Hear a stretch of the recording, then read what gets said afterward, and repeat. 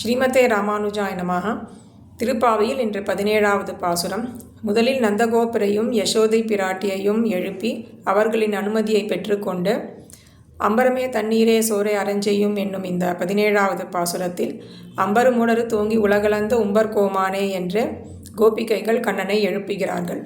இந்த இடம் முதல் கோபிகைகளுக்கும் ஸ்ரீ கிருஷ்ண பகவானுக்கும் உள்ள நெருங்கிய சரித்திரம் பார்க்கப்படுகிறது.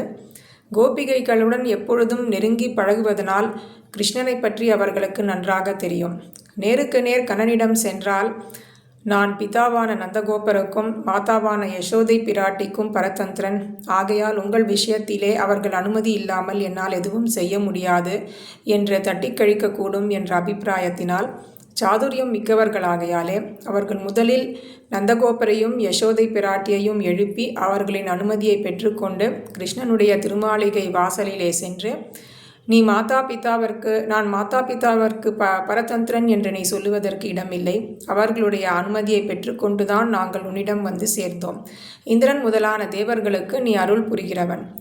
உன்னையே பரம புருஷார்த்தமாய் எல்லாமுமாக பற்றியிருக்கும் எங்கள் விஷயத்திலும் நீ அவசியம் அருள் புரிய வேண்டும் என்று அம்பரு மூடரு தோங்கி உலகளந்த உம்பர் கோமானே என்று பிரார்த்திக்கிறார்கள். ஆண்டாள் திருவடிகளே சரணம்.